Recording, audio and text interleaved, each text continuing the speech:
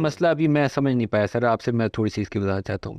پنجاب میں ہم الیکشن کور کر رہے تھے، میں نے تقریباً سارے پنجاب کے حلقوں میں گیا ہوں. ایک تاثر بڑا موجود تھا کہ مہنگائی کی وجہ سے ان پاپولر ہے پی ایم ایل این، اس دفعہ ووٹ اس کو نہیں ملے گا. اور پی ٹی آئی کے لیے سپورٹ موجود تھی پنجاب کے اندر. جو بھی گڑبڑیں ہوئی اس کے باوجود نون لیگ لیڈنگ پوزیشن میں نہیں ہے، اس کی ریفلیکشن ہمیں نظر آتی ہے.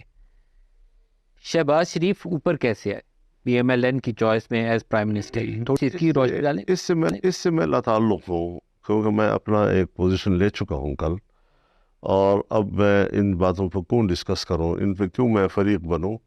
یہ اب ان کا مسئلہ جو حکومتیں بنانا چاہتے ہیں بنا رہے ہیں، وہ دوست بھی تلاش کر رہے ہیں، وہ ووٹ بھی تلاش کر رہے ہیں، اور وہ اسی راستے پہ اب چلیں گے، کام کریں گے. مجھے اس سے اب کوئی دلچسپی آپ نہیں سے رہی. رابطہ کیا انہوں نے؟ رابطہ کیا، تشریف لائے تھے شہباز شریف. پھر آپ نے کیا کہا؟ میں نے کہا جی آپ اپوزیشن میں بیٹھے، حق تو یہ ہے. پھر انہوں نے جواب کیا دیا؟ چلے گئے بغیر جواب دیے. نواز شریف صاحب نے آپ کو کال نہیں کیا؟ نہیں. پاکستان تحریک انصاف کا وفد آج ابھی سے تھوڑی دیر میں آپ سے ملنے آئے گا، ان کو کیا جواب دیں؟ وہ تو جب آئے گا، جو بات کریں گے اس کے بعد پتہ چلے گا کیا جواب دینا ہے. لیکن کل آپ نے ایک بڑی خوبصورت بات کی، آپ سیاست میں بڑی سمارٹ پوزیشنز لینے میں شاید ملکہ رکھتے ہیں. آپ نے کہا کہ ان کے جسموں سے اختلاف نہیں ہے، یہاں سے مسائل ہیں. تو اگر یہ والے مسائل حل ہو جائیں تو پھر تو آپ آگے یہ ایک صحافی کے سوال پہ میرے بیان کا حصہ نہیں تھا. ایک صحافی نے سوال کیا کہ کیا اب آپ ان کے ساتھ بیٹھیں گے اپوزیشن میں، یعنی وہ بھی اپوزیشن میں ہوں گے اور آپ بھی. تو میں نے کہا وہ جسموں کا کوئی جھگڑا تو نہیں ہے کہ ہم ایک اپوزیشن سائڈ پہ بیٹھیں گے. مسئلہ تو سوچ کا ہے، دماغ کا ہے. تو وہ فرق اپنی جگہ پر ہے. اگر وہ ختم ہوتا ہے تو ہونے دیں، اگر کس طرح ختم ہوگا، کیسے ہوگا، میرے ذہن میں ابھی کوئی نقصان. سیاست میں وہ کہتے ہیں نا، جو ممکنات ہیں اس کے اوپر آپ آپشن تلاش کرتے ہیں، تو آپ کر سکتے ہیں، آپ you are expert in that. وہ ایک ایشو جو ابھی سامنے آئے گا آپ کے سامنے، پاک انصاف والے پرائم منسٹر کا اپنا کینڈیڈیٹ ڈالیں گے، پھر ان کے 92 ممبرز ہیں، اگر وہ بچے رہے ان کے ساتھ سارے توڑ نہ لیے گئے تو یا وہ لیڈر آف دی اپوزیشن بنیں گے. تو مولانا فضل الرحمان ان کو سپورٹ کریں گے پرائم منسٹر کے کینڈیڈیٹ میں یا لیڈر آف دی اپوزیشن؟ ہم بالکل بھی اس میں حصہ نہیں لے رہے. نہ مسلم لیگ کی، اگر ہم کرتے پھر ہم مسلم لیگ کو کرتے، لیکن جب ہم ہے ہی نہیں اس کو ہم تحفظات کے ساتھ شریک ہو رہے ہیں، اور ود کوشچن ہم اسمبلی میں جا رہے ہیں، جس طرح پہلے بھی ہم گئے. تو اس میں تو خیر ہم نے ووٹ بھی استعمال کیا تھا مسلم لیگ نون کے حق میں، ایک باقاعدہ مشاورت کے ساتھ. جو اب تو مشاورت ہی نہیں ہے، اب تو ہم اکیلے تنہا ہیں نا. کیا ایسی لیکن اسمبلی چل پاتی؟ جی کیا ایسی اسمبلی چل پائے کہ جس میں 80 مائنورٹی گورنمنٹ، 80 اراکین والی حکومت چلا رہے ہوں گے اور باقیوں کے رحم و کرم پر ہوں گے؟ جس دن پارٹی ذرا خفا ہوئی، ادھر دیکھا انہوں نے تو حکومت نیچے. میں تو اس طرح کے حکومت بنانے کی جو حکمت عملی ہے اس کو کوئی کامیاب حکمت عملی نہیں کہہ رہا. لیکن یہ ہے کہ اب اگر انہوں نے فیصلہ کیا ہے تو یہ اس کے اچھے برے کے ذمہ دار وہ خود ہوں گے. ایک آپ کا 9 مئی کے اوپر کل سٹیٹمنٹ تھا. 9 مئی میں اسے ایکچولی یوم سیاسی کہتا ہوں، جو ٹرم اس کے لیے دی گئی ہے، کیونکہ اداروں کے اوپر حملہ کرنا کوئی عقل مندی کی بات نہیں ہے، اپنے ملک کو کھوکھلا نہیں کرنا تھی. آپ نے کہا کہ 9 مئی کا بیانیہ دفن ہو گیا انتخابی. اگر اسٹیبلشمنٹ کا یہ موقف ہے کہ الیکشن صاف ہوئے ہیں، اور تو پھر اس کا معنی ہے کہ 9 مئی کا بیانیہ دفن ہو گیا ہے اور لوگوں نے غداروں کو ووٹ دیے ہیں. پھر پاکستان کے اندر سارے غدار تو نہیں، 25 کروڑ وہی عرض کر رہا ہوں نا کہ یہ میں تو اصل اعتراض میرا اسٹیبلشمنٹ کے اوپر ہے، اور میں انہی کے اوپر دعویٰ کر رہا ہوں. تو اگر وہ کہتے ہیں کہ دانجی نہیں ہوئی، تو پھر یہ میں الزاماً ان کو کہہ رہا ہوں کہ پھر اس کا معنی یہ ہے کہ آپ کا 9 مئی والا تو معاہدہ بات تو گئی. پھر آپ کی قوم نے فیصلہ دے دیا، رائے دہی تو ایک شخص فرد واحد کا حق ہے، تو قوم نے فیصلہ دے دیا نا. لطیف کھوسا صاحب کو انہوں نے اجتماع ہاؤس والے حلقے سے منتخب کر کے تو آپ کو بتایا کہ وہ منتخب کر سکتے ہیں، انہوں نے کر لیا. وہی اسی پہ تو ہمارا اعتراض ہے. انہی نتائج پر ہمارا اعتراض ہے کہ یہ نتائج جو سامنے آئے ہیں اس پر ہم اس کو الیکشن نہیں کہا جا سکتا.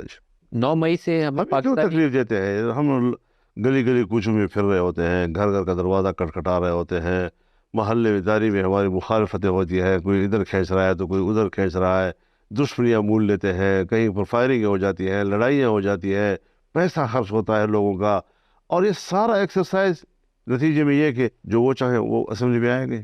کیا کوئی طریقہ ہے؟ مولانا فضل الرحمان صاحب 9 مئی نے اس قوم کو بہت تقسیم کیا. کیا وقت نہیں ہے کہ 9 مئی کے بیانیے سے واقعتاً آگے نکل جائے، معاف کرو اور آگے بڑھو، وہ والی پالیسی اپنائی جائے؟ میں اس سے مدعی نہیں، اس پہ فوج ہے. تجویز کیا کریں گے؟ مدعی اس میں اسٹیبلشمنٹ ہے، اور میں نے پہلے بھی یہ کہا ہے، آپ کو یاد ہوگا میں نے جو باتیں کچھ چیزیں میں زیادہ وضاحت کے ساتھ نہیں کہہ سکتا تھا، تو میں آپ سے یہ کہا کرتا تھا کہ مجھے مزہ نہیں آ رہا کہ میرا مخالف جو ہے وہ جیل میں ہو، اس کے ہاتھ پاؤں بندھے ہوئے ہوں اور میں کھلا پھر رہا ہوں، تو فوراً سوال ہوتا تھا کہ آپ اس کی رہائی کا مطالبہ کر رہے ہیں، تو میں کہتا تھا کہ نہیں، رہائی کا مطلب قانون کا معاملہ ہے، وہ اس میں نہیں پڑتا عدالتیں کیا کرتی ہے، مدعی کون ہے، مدعا کون ہے، عدالت کیا فیصلے کرے گی، لیکن میں اپنی بات ضرور اس حد تک کرتا رہا کہ یہ چیزیں جو ہیں وہ شاید چلیں گی نہیں۔ سیاسی طور پر ایک کارکن کے طور پر جب میں صورتحال کو دیکھتا ہوں تو کچھ چیزیں ایسی وقوع پذیر ہوتی رہی ہے کہ جو میری نظر میں وہ چلنے والی چیزیں نہیں تھیں۔ کیا معاف کر کے آگے بڑھ جانا یہ بہتر پالیسی ہو سکتی ہے؟ یہ تو چیف آف اسٹاف سے پوچھنا چاہیے، سوال تو ان سے لگتا ہے، میرا کیا تعلق ہے اس کا؟ ایز اے پولیٹیشین ہاں یہ اپنی جگہ پر ہے کہ مثال کے طور پر امریکہ میں جہاں اس قسم کی جگہوں پہ حملے ہوئے کہ ان کو ایک ریاستی مقام کی حیثیت حاصل تھی، تو وہاں پر بھی عدالتوں نے لوگوں کے خلاف فیصلے دیے، یہاں تک اس طرح موت بھی دی گئی اس پہ جی۔ اگر برطانیہ میں پارلیمنٹ پہ حملہ ہو جائے یا بکنگھم پیلس پہ حملہ ہو جائے تو اس کو وہ کیا سمجھیں گے؟ یہاں پر ان کے ایک سفارتکار آئے تھے میرے پاس، تو وہ اس قسم کی باتیں کر رہے، میں نے کہا اگر آپ کے یہاں ایسا حملہ ہو جائے آپ کیا کریں گے؟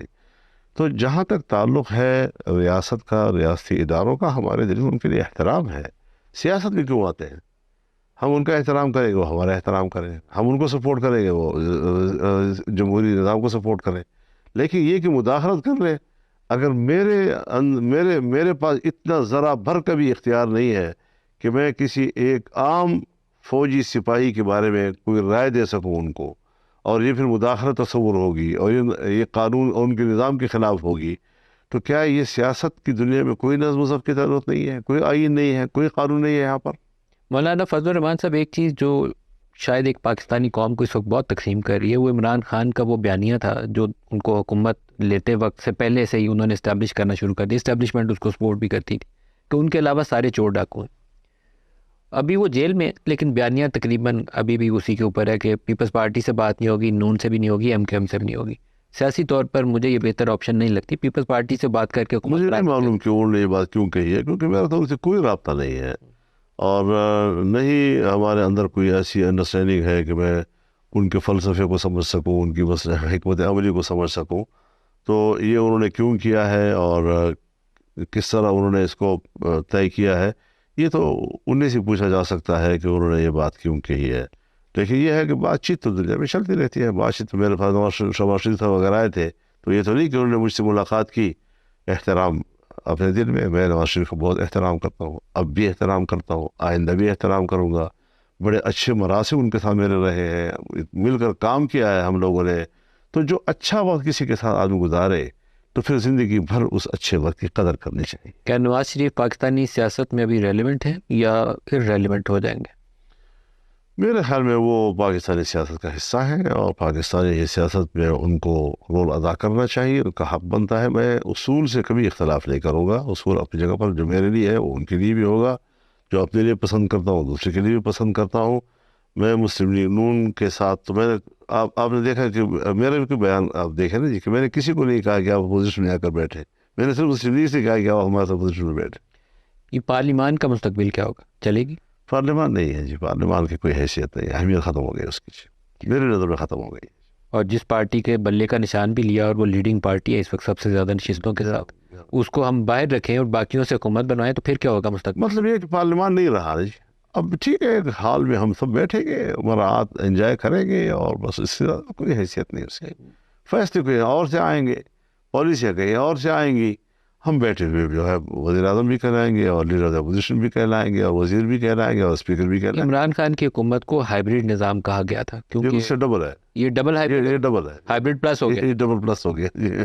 تو یہ ہائیبریڈ پلس، تو اگر عمران خان کا نظام تباہی والا نظام تھا تو ہائیبریڈ پلس کیا ہوگا؟ مجھے کچھ روشنی نظر نہیں آ رہی، ایک کارکن کی حیثیت سے جتنا میرا تجربہ ہے اس ملک کی سیاست میں، اور دور دیکھا ہے میں نے، جنرل ضیاء الحق سے لے کر آج تک اس خاردار وادی سے میں نکلا ہوں، اور کیا کیا مراحل میں نے دیکھے ہیں، کیسے کیسے میں نے मार्शल भी देखी है, डिक्टेटर्स को भी देखा है, जमहूरियत को भी देखा है, हुक्मरानों को भी देखा है, उनके मिजाज को भी देखा है। सब चीज़ों को सामने रखते हुए मुझे इस वक्त के पार्लियामेंट का कोई मुस्तकबिल नज़र नहीं आ रहा। मौलाना साहब, ये गुफ्तगू जारी रहेगी, एक ब्रेक ले